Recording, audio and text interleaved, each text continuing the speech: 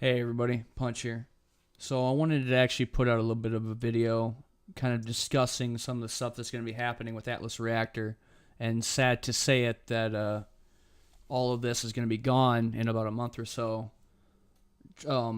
If you haven't been following Twitter or Atlas Reactor on Twitter, or you really haven't been keeping up that much on Steam, the servers for Atlas Reactor will be shutting down June 28th, 2019. So this year, we're only going to have a little bit of May and towards late June to play Atlas Reactor. So if you've been with Atlas Reactor like I have for a while since release date, you bought the Founders Pack for $10, $20, and you got all the stuff like the banners, the emotes, the overcons, all the stuff that you wanted to have, and just play the game for quite a while, get your characters up to mastery level and all this other stuff. You might as well do it now, because after it's said and done, there will be no more Atlas Reactor to play. And sadly enough, I don't know exactly why they're going to get rid of Atlas Reactor. Some are saying it might have something to do with not making money on it. Others are saying that it might be something to do with the player base is just dying and there's nobody else playing it anymore. It could be various things. But all I know is that for sure Atlas Reactor will be gone June 28th of this year. And I've had a lot of different memories with this game. I mean, when it first came out, I had no idea what the hell to do. I didn't think I was going to make spotlights for it or do mod videos or taunt videos, just a bunch of different stuff for this game. I think right now my YouTube channel, even though I'm super small, most of my viewership is from Atlas, from all the videos I did, from whether it be taunt builds, which is basically called mod build picks, from the freelancer spotlights to all the freelancers I've done, including doing Lex today, which I have not done, and when she first came out, to even trying to do some dossiers on specific people. There was so much stuff that I wanted to do for Atlas Reactor. And sadly enough, too, that when the game first came out, people would watch, like streamers like myself, some other people that were in the Tryon Creator Program. You know, we would stream the game and people would watch us, but then eventually we came to the realization that for some reason, even though we tried to make it as entertaining as possible, it just didn't work out. And streaming Atlas it wasn't going to go very far. The numbers kept going down. Either people just didn't like it, or they thought the learning curve was too hard, or toxicity ensued and they just lost interest because they didn't want to deal with the bullshit. Like I said, it could be various different things.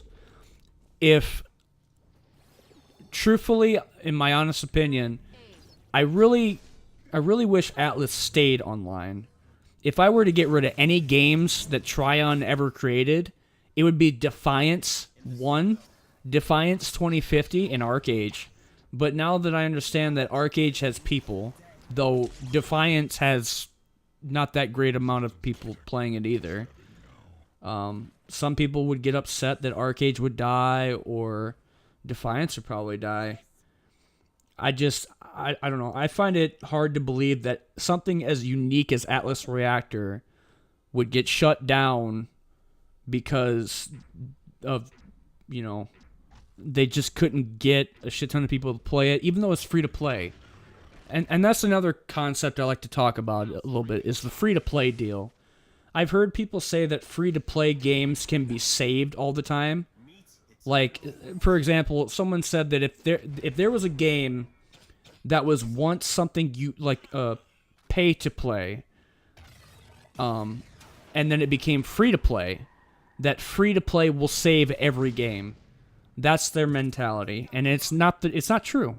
It's not true at all. I don't believe in that at all whatsoever. Just because you make it free to play doesn't mean it's going to save it. Sure, there are some free to play games out there that do survive. that do thrive, like Warframe, Dota 2, League of Legends, and even Apex Legends. But not every game is going to survive when it comes to the free-to-play model. Because either you have to make money off of it somehow, or you have to try to make it interesting and different, or have enough content in the game to let it live.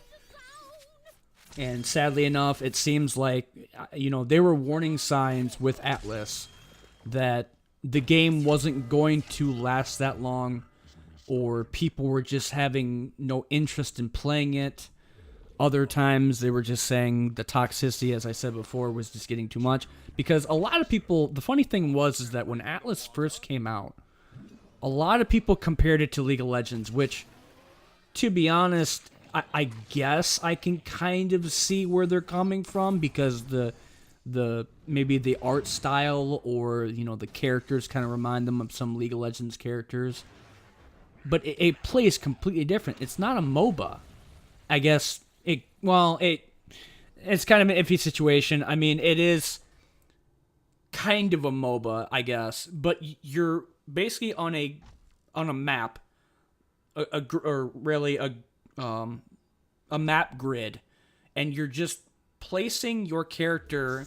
It's like chess, I guess, in a sense, but a really weird version of chess, to where the map is way bigger than just a little board, and you have your 4 or 5 abilities on top of 3 support abilities, and you could taunt and do some crazy stuff with it. And the amount of strategy in this game is just, it's bountiful. There's a lot to do. I mean, I've seen a lot of crazy shit on this game.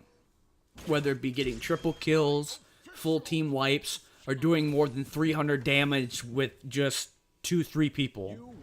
And to be honest, this game really deserves to either be brought back from the dead when it's gone, maybe 2-3 years down the road, or hopefully somebody could pick it up so it stays alive.